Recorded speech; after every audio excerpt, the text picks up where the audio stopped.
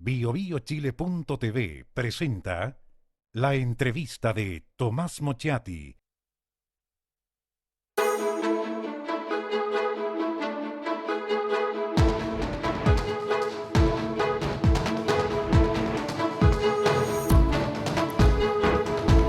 Buenas noches, ex ministro de Hacienda, ex candidato presidencial, ex precandidato presidencial, ex candidato senatorial. Estuvo a punto, a un 1% de ser senador. Uno de los formadores de Ciudadanos, de los fundadores de Ciudadanos, Andrés Velasco, nos acompaña esta noche. Buenas noches. ¿Qué tal? ¿Cómo estamos? A ver, partamos por los partidos de centro porque resulta que la tesis política es que el centro se desfondó y que la nueva mayoría ayudó a desfondar el centro. Con esta destrucción de la democracia cristiana no está quedando nada. Entonces está el intento de Ciudadanos de estar ahí. Y resulta que ahora Ciudadanos también se desfonda, que se empiezan a pelear entre ustedes, hasta se tuitean cosas. Mira, yo creo ¿Qué que... les pasa? ¿Son sí, tan chiquititos sí. como para pelearse? Yo creo que el centro político efectivamente le fue mal en la elección del año pasado. A los centros políticos. A nosotros nos fue mal. Ningún parlamentario. Ningún parlamentario, como tú decías. Yo estuve cerca, de lo que tú decías es correcto, pero cerca no basta. Hay que ganar, faltaron unos poquitos votos. Pero la DC perdió un tercio de sus parlamentarios, su candidata sacó 5%, habiendo sido el partido más grande de Chile. El presidente Lagos, a quien yo admiro mucho, empujó activamente a 12 candidatos y no se eligió ninguno. Entonces, está pasando en Chile algo, lo conversábamos recién antes de salir al aire, que está pasando en todo el mundo. Este es el momento de los populismos de derecha, es el momento de los populismos de izquierda, y en ese contexto al centro no resulta fácil. Creo que esa es la mala noticia. Ahora, ¿cuál es la buena noticia? En Chile, en los últimos 150 años, siempre ha habido un partido de centro.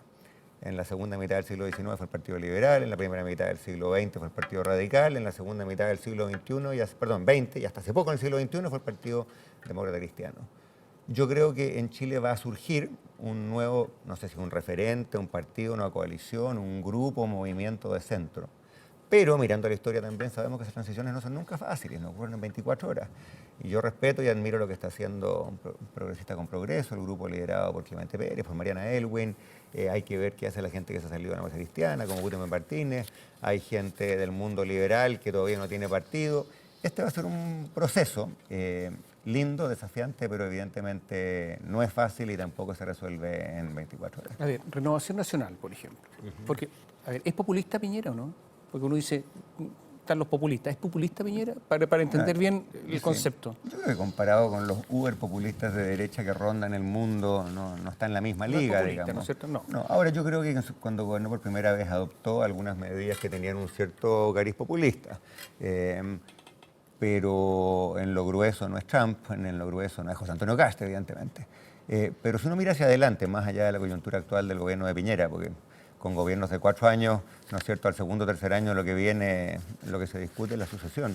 La pregunta interesante es cuánto se va a poder reconfigurar el centro político o los centros políticos en un escenario en el cual, en el mundo, en Brasil hoy día tú vas a tener una segunda vuelta en que probablemente vas a tener un súper populista de derecha y un populista de izquierda, lo mismo ocurre en Colombia.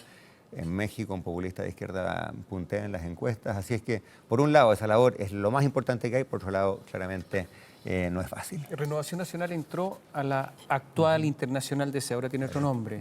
Por lo tanto, Renovación Nacional para la DC, que es un partido, yo no diría que sea un populista, es un partido más bien de centro.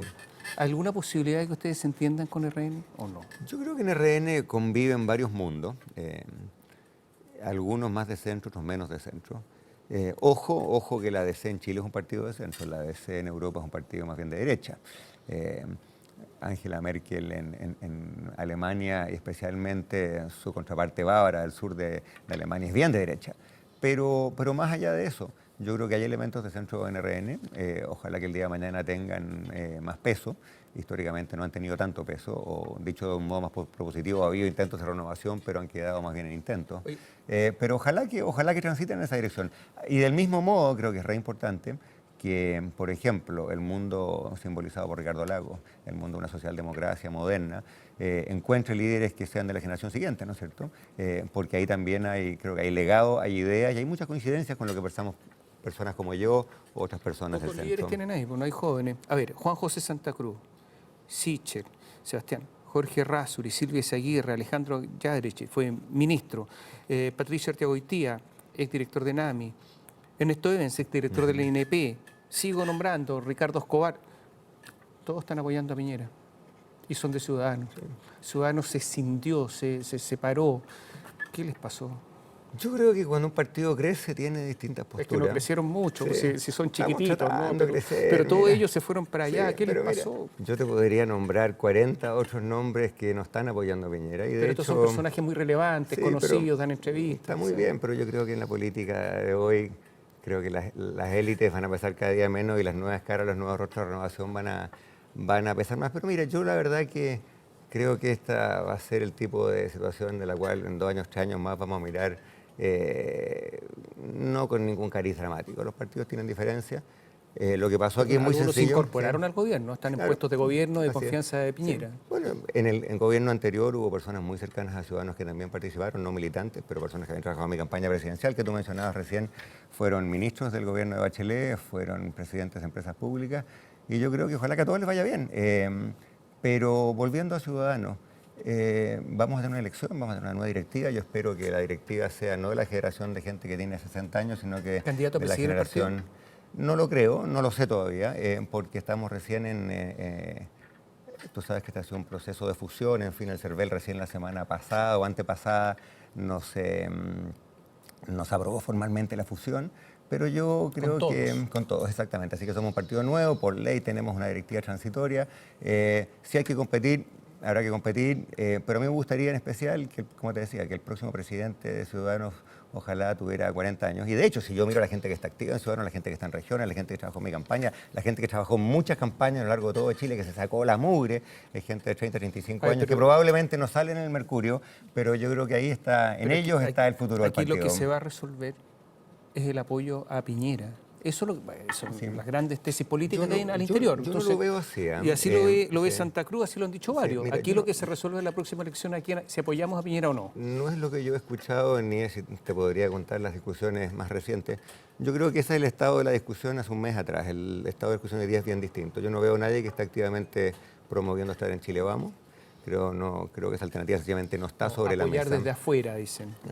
Yo creo que todo chileno con el corazón bien puesto, creo que a Chile le vaya bien y que al gobierno de Chile le vaya bien, pero uno puede colaborar estando en el gobierno, estando fuera del gobierno. Mi postura personal, y creo que me atrevería a decir bastante mayoritaria en Ciudadanos, es que nuestra labor, lo que podemos hacer bien, aunque sea lento, aunque sea trabajoso, aunque sea difícil, es ayudar a reconstruir ese centro, un centro que no está en el mundo de la derecha tradicional, tampoco está en el mundo, creo, de una izquierda que ha perdido bastante el norte en Chile. Lo que conversábamos recién, Tomás, esa pega de reconstrucción del centro es súper difícil, pero para mí es la labor más desafiante, más bonita, la que tiene más épica. Hablemos del legado.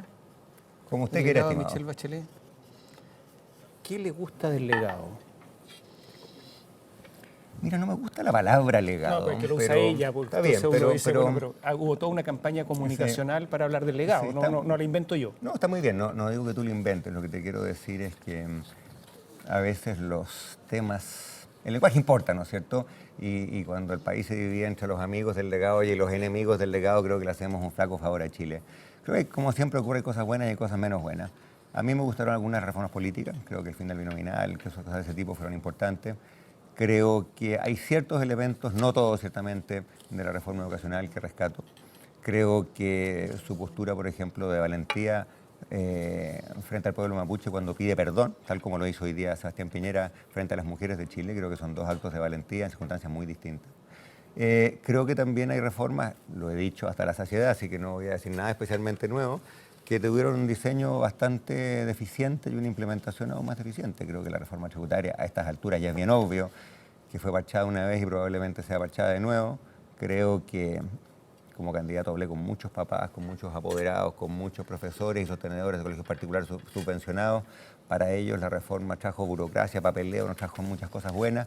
Así es que hay de dulce y de gras, pero es evidente... Ministro del Interior, varios ministros de Hacienda... O sea, claro, pero esto no son reformas, tú preguntabas por las reformas, tiene que ver con el manejo político, ¿no es cierto? El legado también forma parte del legado político, la gestión. O sea, uno mira una gestión y uno puede simbolizarse en ella. Mira, yo creo que más allá de la rotación de ministros, lo que yo veo como un legado negativo, ahora no le cargaría toda la mano a Bachelet, yo creo que eso tiene que ver con los errores que cometió la centroizquierda en su conjunto, es que la centroizquierda en Chile había tenido, como su nombre lo dice, centro e izquierda. Y en los últimos años el gobierno anterior tuvo mucha izquierda y poco centro. Y por eso la DC Mucha finalmente... influencia del PC, ¿o no? No creo que sea un problema de PC versus no PC. Yo creo que el Partido Socialista se corrió a la izquierda. Como dijo hace poco Heraldo Muñoz, el PPD se corrió a la izquierda. Se habló muy poco de crecimiento económico. Es bien notable como en el discurso público el énfasis en los salarios, en el empleo, estaba prácticamente ausente. Y bueno, y por eso perdió la clase media, por eso perdió control de la agenda. Y a fin de cuentas no deja de ser sintomático que la izquierda haya gobernado 2 veces y ambas veces haya perdido frente a Sebastián Piñera. Mira, Eso no es un legado demasiado... El lío del Sename, cuando se hablaba de egreso. Y resulta que a la señora que habla de egreso la premian en el Consejo de Defensa del Estado en un cargo vitalicio y además muy bien remunerado. Los líos en gendarmería y de pensiones. La crisis de Carabineros, en que siguió... Gravísima. Y gravísima. además siguió el directorio y no se fue nadie. O sea,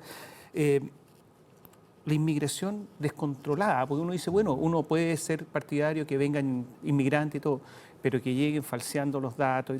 Dice, no sé, alguna orden tendrá que haber. Por último, ya, que entren, pero no con visa turista y se quedan. Todas esas cosas raras. Una constitución nueva, ¿no es cierto? ¿Se conoce la constitución? ¿Alguien la ha leído? Porque se presentó. ¿Quién la redactó? Sí. ¿Quién la redactó, Andrés? Tengo la menor idea. ¿Pero cómo? ¿Alguien enterado de la política? ¿Un líder político? No ¿Cómo lo no sé. sabe? A No ver, lo sé. ¿qué es esto? Sí. A ver, tú mencionaste varias cosas. Partamos por la primera que mencionaste, que me parece la más catastrófica. Es evidente que la política de niñez, o la no política de niñez, fue de tumbo en tumbo. Y esto no es un problema ya de anécdotas políticas. Hay víctimas.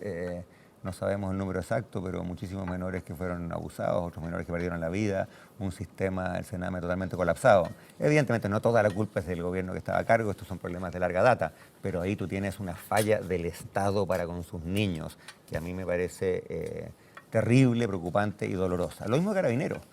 Uno de los orgullos que todo chileno siempre tuvo, y espero que sigamos teniendo, de izquierda, de derecha, lo mismo el color político, que los carabineros chilenos hay gente pro, hay gente seria, a diferencia de otras fuerzas policiales en distintos países de América Latina. Que eso se haya perdido para la credibilidad de las instituciones de Chile me parece súper, súper grave. Pero esto habla de un deterioro.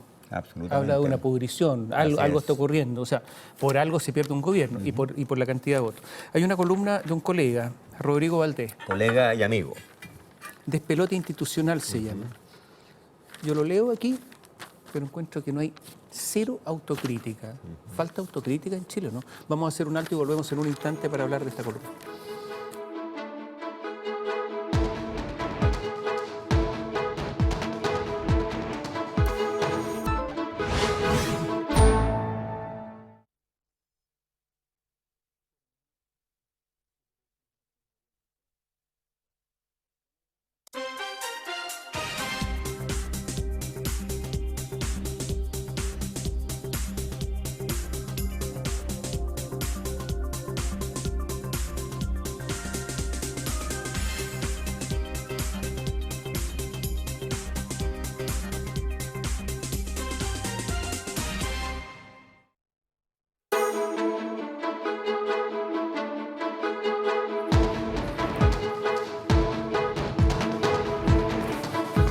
Andrés Velasco nos acompaña esta noche. Despelote institucional, dice un colega, porque un colega en el ministerio, colega como economista, Rodrigo Valdés, y habla de una serie de casos. Yo me pregunto, despelote institucional, o sea, que las instituciones no funcionan. Dejen funcionar las instituciones, decía el famoso Ricardo Lago, digo esta frase famosa de Lago. Era más tajante, decía, las instituciones funcionan. Valdés dice, ya no funcionan, al menos no todas. No, no funcionan. Obviamente que no funcionan. Hay que preguntarle a los chilenos. Pero yo me pregunto, Rodrigo Valdés participó de un gobierno donde pasaron todas estas cosas que estamos diciendo aquí, no hay la mínima autocrítica. El ministro de Hacienda tuvo una relación muy directa ¿con quién? Con Hacienda, con el Servicio de Impuestos Internos, ¿no? Claro. El mismo Servicio de Impuestos Internos que ante iguales situaciones se querellaba contra unos sí, contra otros no. Destruyeron la institucionalidad del Servicio de Impuestos Internos, lo intervinieron además. Nada de autocrítica. Yo pregunto, ¿qué credibilidad pueden tener ellos como ministros de Hacienda después de escribir esto sin siquiera revisarse a sí mismos? Sí, mira, a ver, Estoy de acuerdo que intervinieron el Servicio de Impuestos Internos, es obvio. Yo no creo que el Y que ministro de además fue Hacienda... arbitrario. Sí, mira, Valdés vino en buena medida después de eso. No me imagino a Rodrigo Valdés dando instrucciones a nadie en impuestos internos, tampoco me imagino a nadie en impuestos internos recibiendo instrucciones. Pero la columna... Michelle Bachelet designó a un nuevo director de impuestos internos y echó al otro. Y el subdirector jurídico fue ni más ni menos que su abogado en la Fundación Dialogas. Lo hubiese hecho Piñera, que hubiese puesto al abogado de la Fundación Futuro, yo creo que todos habrían saltado, incluyendo. Pero aquí ni siquiera tú saltaste por eso. Ni siquiera sabía lo de la Fundación Dialogas. Salió publicado en muchas partes. Yo no estaba en el gobierno en esa época, así es que... Pero en todo caso, volvamos a lo que plantea de fondo Valdés. Yo me puedo imaginar lo siguiente, y este punto no lo he conversado con Rodrigo Valdés. Efectivamente, Hacienda, una de las cosas que hace es precisamente tratar de que las instituciones funcionen. Y a veces Hacienda tiene éxito y a veces no tiene éxito. Yo no dudo que Rodrigo Valdés probablemente esas peleas las dio. Sospecho que algunas las ganó y otras las perdió. Ahora, también me atrevería a decir que algunos de estos problemas como el de Carabineros son fraude, no es algo que el gobierno decidió hacer o no hacer. Cuando se entran a robar a tu casa, tú no culpas a Carabineros, tú culpas al ladrón. La pregunta es cómo reacciona el gobierno frente a eso. Si me preguntas por la permanencia del director general, yo la encuentro injustificada, incomprensible. Me parece que ese señor se debió haber ido para la casa mucho antes, y cuando Sebastián Piñera llegó al poder y lo mandó para la casa efectivamente, la inmensa mayoría de la gente dijo, bueno, debió haber ocurrido antes. ¿Desde cuándo que el Ministerio de Hacienda es un banco? Un banco. Sí, un banco. A los bancos no les pide plata. No les pide plata para las cosas personales. Felipe Larraín le pide plata para ir a una reunión de exalumnos en Harvard. ¿Acaso eso no es destruir instituciones? Yo creo que fue una desprolijidad bien incomprensible, absolutamente. Más que eso, ¿no? Sí. Injustificable, no lo habría hecho. Me imagino que no fue algo deliberado, no me puedo imaginar diciendo, mire, me voy a ahorrar $2.000. Probablemente no reparó en ello, pero una cosa que yo sé cuando uno es ministro de Hacienda es que tiene que reparar en todo. Y por lo tanto, que una persona vaya a un lugar donde estudió y de un discurso me parece evidente. Me parece bien que el ministro de Hacienda represente a Chile en el lugar donde estudió. Obviamente creo que habría sido más prolijo pagarlo de su bolsillo. Y lo otro es que yo creo que los chilenos sienten que hay un descuido con las platas públicas, que finalmente forman parte o representan el trabajo de los chilenos, que son los impuestos. Parte del trabajo está ahí. También Michelle Bachelet de repente quiere ir a ver un partido entre Chile y Brasil. En Brasil toma el avión presidencial, va para salvar la situación y simular, consigue un par de reuniones a última hora y con esto salva. ¿Eso no es destruir también las instituciones, por ejemplo, de la presidencia? Estoy de acuerdo, pero déjame hurgar un poquito más allá. Y aquí déjame ponerme el sombrero de ministro de Hacienda por un momento. El Estado de Chile gasta 65, 67 mil millones de dólares al año. Y lo que realmente nos debería indignar es cuando hay grandes partidas, grandes gastos, no $2.000, sino que 2.000 millones de dólares que no se utilizan bien. Y no estoy hablando de robo, estoy hablando sencillamente de falta de efectividad de los programas. Hay ciertas cosas que hace tiempo que son sabidas. Te doy un ejemplo. El sistema de capacitación en Chile funciona pésimo. En el primer gobierno de Sebastián Piñera, la ministra Matei entonces formó una comisión de expertos liderada por un respetado economista entonces de la Chile, hoy de la Católica, Osvaldo Larrañaga. Le hicieron un gran informe, se lo entregaron, decía, oiga, el sistema tíralo a la basura, haga uno nuevo. Creo que si tú trajeras a esta mesa 10 economistas laborales, 9 y medio te dirían hay que cambiarlo. Sencillamente la clase política no lo ha hecho. Y ahí se comprometen, no $2.000, se comprometen 300, 400 millones de dólares al año. Hay una serie de instituciones en Chile. Pero esto es lo grande y lo chico también. O sea, 60 millones de dólares en un viaje a Brasil de peso. No dudo que lo chico sea simbólico. Lo que te quiero decir es que el tipo de problema al que apunta Rodrigo Valdés va más allá de la situación coyuntural. Hay programas, hay proyectos, hay líneas de gasto público que comprometen cientos y a veces miles de millones de dólares, no miles de pesos, miles de millones de dólares que están mal pensados, mal diseñados. Y ahí creo yo el fracaso de la clase política, en el sentido de que el mundo que se dedica a estudiar estas cosas, y me incluyo, ha concluido hace tiempo que, por ejemplo, el Código Laboral tiene problemas, de que el régimen de capacitación tiene problemas, por decir uno. Lo de Sename también, y sencillamente, teniendo el diagnóstico profesional y técnico, la clase política, porque el tema es enredado, porque el tema es políticamente espinudo, ha decidido mirar para el otro lado. Eso me parece súper preocupante. Andrés, rápidamente, porque se nos acaba el tiempo, hablemos de economía. Bajo el gobierno anterior, caída histórica de la inversión, en términos de tiempo, de línea de tiempo, desde los tiempos de la Unidad Popular, que no caía tanto, o sea, estamos hablando de la prehistoria, gran caída del ahorro, peor crecimiento del retorno a la democracia en un gobierno, sin que haya una gran crisis internacional, como la tuvieron ustedes, por ejemplo, u otros gobiernos. Aumento explosivo de la deuda pública. En los primeros 3 meses de este año aumentó en $3.000 millones. En el último gobierno, la deuda pública bruta se duplicó en un año, o sea, $32.000 millones, etcétera, etcétera. Incumplimiento de una promesa, ingresos permanentes para gastos permanentes. Por eso era la reforma tributaria. Clasificación de riesgo que cae. ¿Cómo podemos calificar todo esto? El desempeño económico no fue malo, indudablemente. Podemos entrar a la discusión si ese mal desempeño se debió exclusivamente a lo interno o parcialmente a lo externo. Creo que esa discusión ha sido bien pobre porque se politiza muy rápido, ¿no es cierto? El gobierno de Bachelet. Son horribles. Por eso te digo, pero que los datos son horribles. La pregunta es a quién los atribuimos. Yo creo que hubo algún factor externo, no fue enteramente baladí, pero hubo decisiones de política económica erradas, indudablemente. Creo que la mayor fue una reforma tributaria de mal diseño. La reforma tributaria había que hacerla, porque como tú decías, no se pueden comprometer gastos permanentes si no hay ingresos permanentes, pero esa reforma tributaria pudo haber sido mucho mejor. Creo que hay ciertos temas laborales que se abordaron mal. Te doy un ejemplo. En este momento Chile, y lo celebro, está viviendo un remesón feminista. En Chile la tasa de empleo de las mujeres es de las más bajas de América Latina.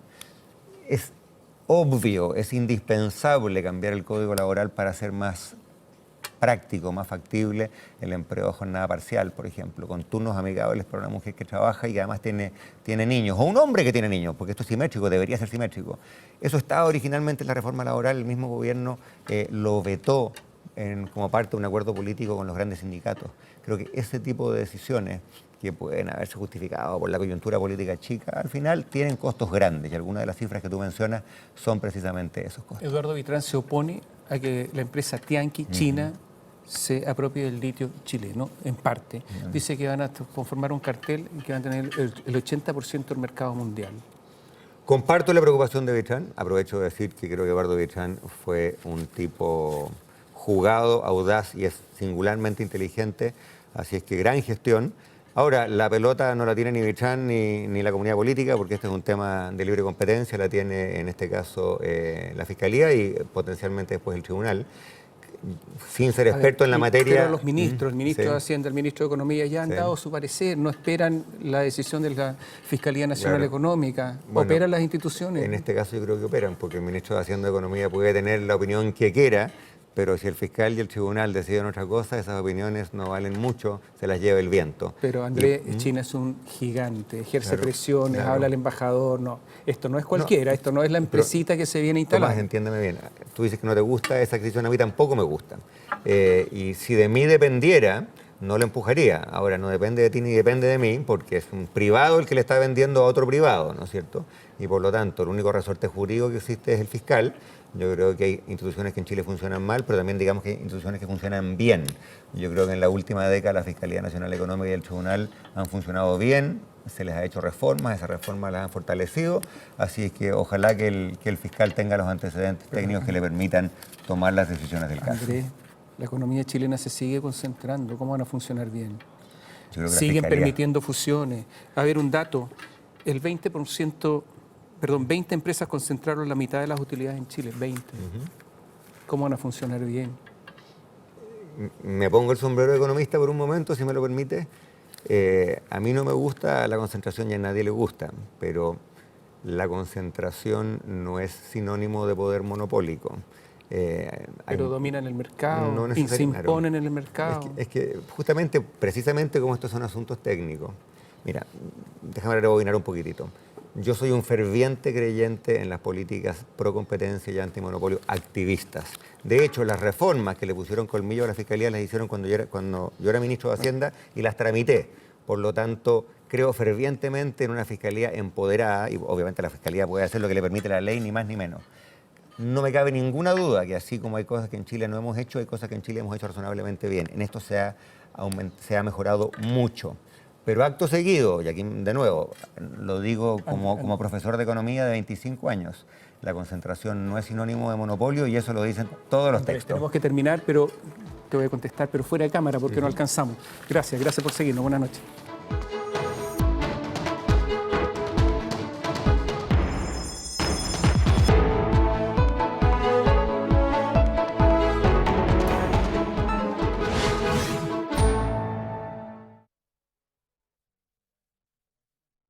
BioBioChile.tv presentó la entrevista de Tomás Mochiati